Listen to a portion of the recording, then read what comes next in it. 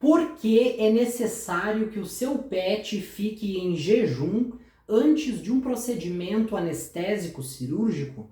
Eu te conto tudo nesse vídeo, vem comigo e não sai daí! Olá, eu sou médico veterinário e você está no canal Saúde Animal por Bruno Branco. Qual a importância do jejum pré-operatório? Eu vou te explicar o porquê ele é tão fundamental. Vamos direto ao assunto. Quando um cãozinho ou um gatinho passa por uma anestesia geral, ele fica em hipnose, ou seja, ele fica dormindo.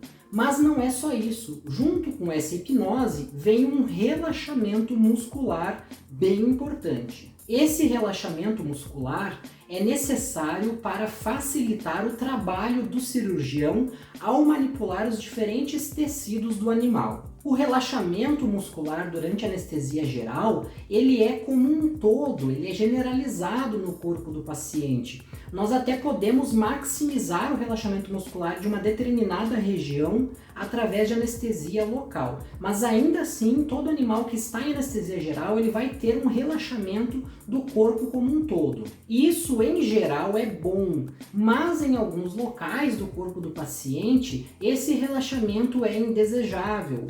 Como, por exemplo, o relaxamento do esfíncter que controla a abertura e o fechamento do estômago do paciente, o que nós chamamos de cárdia. Na transição entre o esôfago e o estômago, ou seja, na entrada do estômago, existe um esfíncter que controla a abertura e o fechamento do estômago, que é o cárdia. Então, quando o animal se alimenta, o cárdia se abre, permitindo a passagem do alimento. Após isso, o cárdia se fecha e deve permanecer fechado para que não haja o refluxo do alimento, que nós chamamos de refluxo gastroesofágico, que muitas pessoas têm esse problema, muitas pessoas sabem do que eu estou falando, que é quando o alimento retorna do estômago para o esôfago junto com aquele ácido presente no estômago e acaba lesionando a parede do esôfago, causando quadros de esofagite. Esse mecanismo funciona direitinho no animal que está acordado.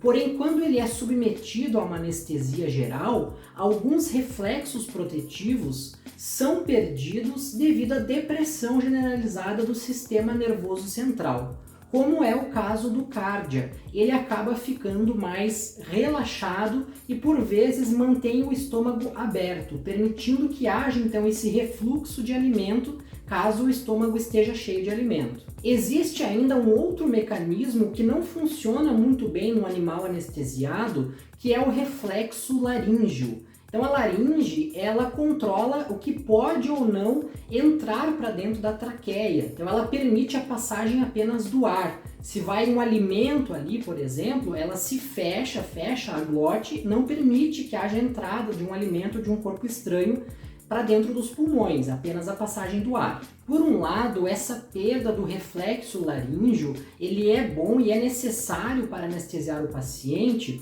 pois caso contrário não seria possível intubar o animal. Não teria como a gente introduzir um traqueotubo dentro da traqueia do paciente se ele mantivesse esse reflexo. A partir do momento que aquele corpo estranho encostasse ali, a laringe ia se fechar, a glote iria se fechar.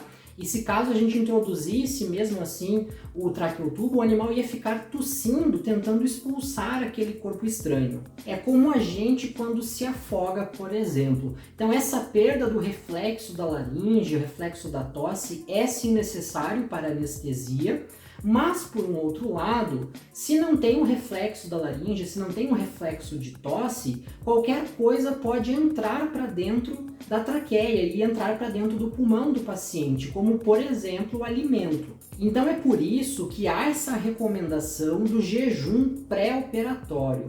Caso o animal esteja com o estômago repleto, caso tenha algum alimento dentro do estômago do paciente, Durante a anestesia geral, com o relaxamento do cárdia, o estômago fica aberto e esse alimento pode voltar para o esôfago. Mas pior do que isso, como esse animal também não tem o reflexo da tosse, não tem o reflexo da laringe, esse alimento pode voltar e ainda entrar para dentro da traqueia e entrar para dentro do pulmão do paciente, causando o que a gente chama de pneumonia aspirativa, que pode inclusive ser fatal. Então, quando o conteúdo alimentar, o conteúdo do estômago entra para dentro do pulmão, isso causa uma pneumonia aspirativa séria, que vai com certeza prejudicar a ventilação desse paciente, vai comprometer a vida desse paciente durante aquela anestesia e pior ainda, no pós-operatório, mesmo que esse animal tenha resistido àquela cirurgia, no pós-operatório pode ser necessário que o animal fique internado por longo período de tempo,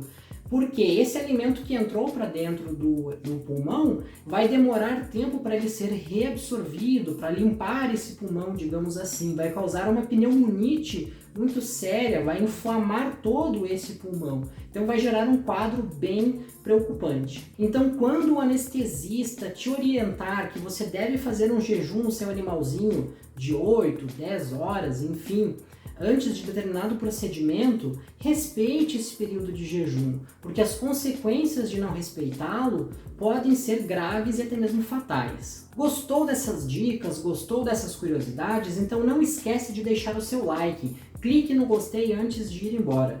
E manda esse vídeo para outras pessoas que possam se beneficiar desse conteúdo. É totalmente gratuito, basta você compartilhar esse vídeo e me ajudar a divulgar informação de qualidade, informação correta, sem pagar nada. E se você quer receber semanalmente vídeos novos como esse de hoje, clica agora no botão de inscrever-se. Inscreva-se, já ativa o sininho, já ativa as notificações para você não perder nada. Aqui no canal tem vídeos novos todas as semanas, sempre nas terças-feiras, com dicas, curiosidades, informações relevantes sobre medicina veterinária, sobre ciência, saúde única e saúde animal. Você não vai querer ficar de fora, mas para isso precisa inscrever-se agora e ativar o sininho, ativar as notificações. Muito obrigado por assistir até o final e nos encontramos no próximo vídeo. Até lá!